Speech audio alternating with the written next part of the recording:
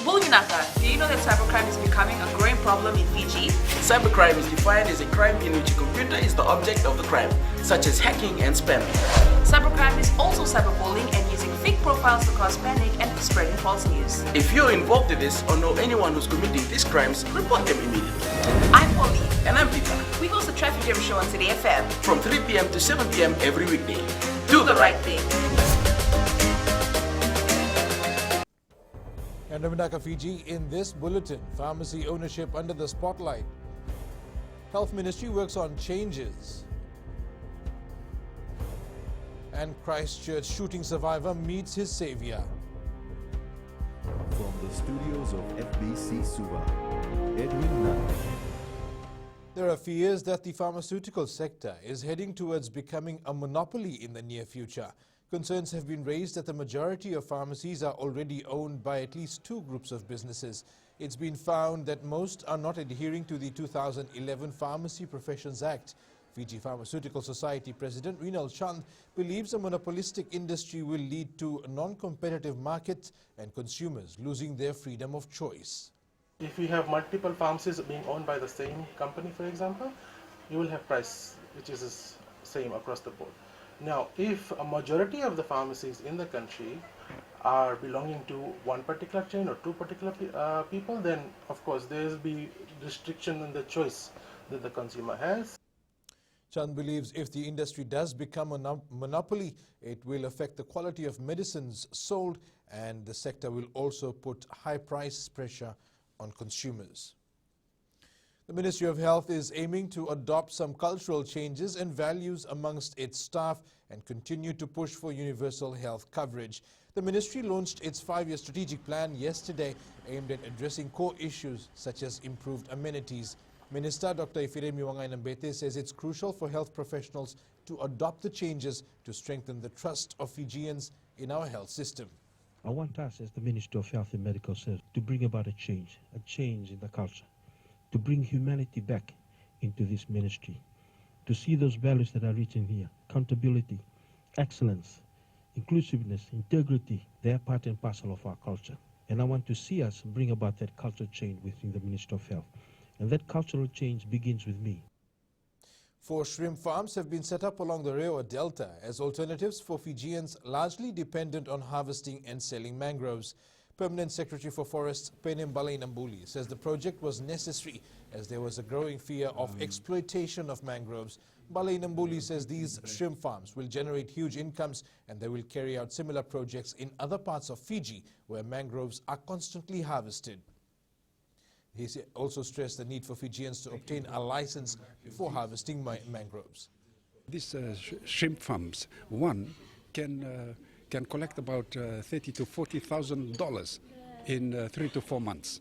So that's a huge replacement. It's an alternative livelihood for the people in the Rewa province. The British High Commissioner to Fiji, Melanie Hopkins, has reaffirmed the UK's commitment to those serving in their armed forces. While the High Commissioner would not comment on the pending group legal action by 8 Fijian Commonwealth veterans against the Ministry of Defence and Home Office, she nonetheless wanted to assure the recent recruits that the UK takes its obligations seriously. She further noted that the Ministry of Defence has outlined the processes to foreign and Commonwealth recruits on how they and their families can attain access to the UK and the costs involved. The Fijian ex-soldiers are taking legal action over the alleged failure to assist them with their immigration status that has left them classified as illegal immigrants. Traders who are illegally selling cigarettes to students will be fined if caught. Police spokesperson Ananai Soro says the force has penalized a few traders in Suva who were found selling cigarettes to minors. She adds they are now collaborating with relevant municipal councils and the force is requesting the public support in a bid to address the matter. So it's something that, as you know, we always mention, it takes community participation if we are to protect our children from getting involved or you know, practicing these dangerous habits. Then the traders also have to play their part. If they know that it's illegal, then don't sell it, because at the end of the day, the students are going to sell it. The sale of poor quality meat has been found to be prevalent in the Suva, Nosuri, Nakasi and Nandi areas. This was discovered after a joint inspection by the Fijian Competition and Consumer Commission and the Ministry of Health's Food and Safety Unit. FCCC Chief Executive Joel Abraham says the work of the Ministry of Health is commendable. They were able to seize and condemn the meat, and they've taken their necessary actions under the Act. It was earlier highlighted that a total of 22 supermarkets were surveyed and found not to be complying with the food safety regulations. Overseas, tales of survival and heroism are being retold as the anniversary of the Christchurch terror attacks in New Zealand looms this weekend. One neighbor at the Al Nur Mosque saved 5 people on March 15th. Yesterday, he was reunited with one of them. Coming up, Warriors win second match. And Latui to be tested by Lions.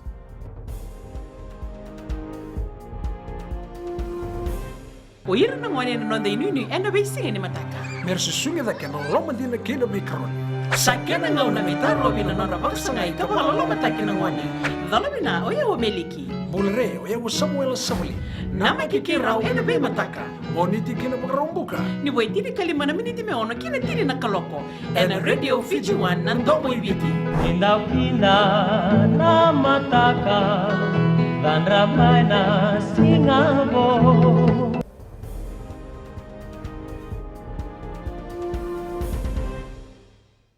Welcome back. The Swire Shipping Fiji Warriors were victorious in their second World Rugby Pacific Challenge match with a 47-0 win over Tonga A at the ANZ Stadium in Suva last night. The Warriors scored 5 tries in the second half compared to 2 that they managed in the first spell. Despite the win, head coach Kelele Awere says there's a lot of work to do before they face Japan on Saturday. Yes, we played not very well in the second half, but you know it's better than last the first game. You know, yeah, it you know still there's a lot of work-ons that we need to do. You know, the ball retention side. You know, we keep losing the ball. You know, yes, I've told the boys, you know, enjoy the win, but still there's a lot of work that needs to be done before we face Japan. The name may be deceiving for some, but for the Fijian Latui, their opponent this weekend's Global Rapid Rugby season opener should not be underestimated. Fijian Latui will play China Lions on Saturday, made up of some New Zealand provincial players. Latui centre and backline coach Asaeli Tikoirotuma says some players in the Lions side have tasted ITM Cup glory in New Zealand. First of all, I thought we were playing against a team from China, but knowing recently that we are playing a team from New Zealand Bay of Plenty, I can't take them lightly. They won the championship in the Maritime Cup, and there's got lots to expect from them. The Latui plays the China Tigers at 6:15 p.m. on Saturday at the ANZ Stadium in Suva, and you can watch the match live and exclusive on FPC Sports.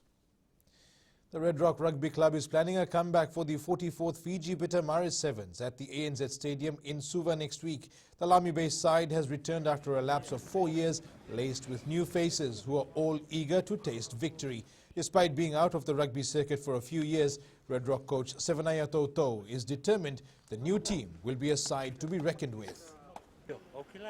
This is a new beginning for us. First, we will be going into the tournament to show how rugby is played. Most of these boys will be playing rugby for the first time, since we first played in the Nawaka Sevens and also the Super Rugby Union Club games. Most of the boys have played rugby for the first time. Fiji Football Association is keen on expanding football into a more inclusive sport. The Fiji FA has seen interest from young kids with certain disabilities in their Mom and Pop League program that runs every Saturday in 10 centres around the country. Development Officer William Sikuri says through the program they are looking at creating a more inclusive environment. I don't want to use the word discriminate, but we'd like to see everybody in football on a level playing field. No matter the disadvantages that you have physically, football is for everybody. Fiji Volleyball is looking at rescheduling its under-17 and under-19 beach volleyball tournaments. Actually, yes, we were planning about having a few international beach volleyball competition, but you know, at the end of the day, we'll also have to be mindful of the outbreak of coronavirus. We will consult with key stakeholders, especially the government, the Ministry of Health, to see the plan for the next 6 months.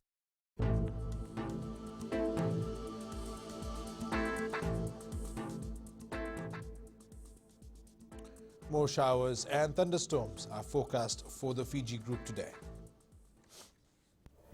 And that's your FBC Morning News. Remember to join us at 1 p.m. and 7 p.m. for our major bulletin for these stories and others. You can also tune in daily to our sister radio station, Gold FM. That's it from me for now. Have a good morning.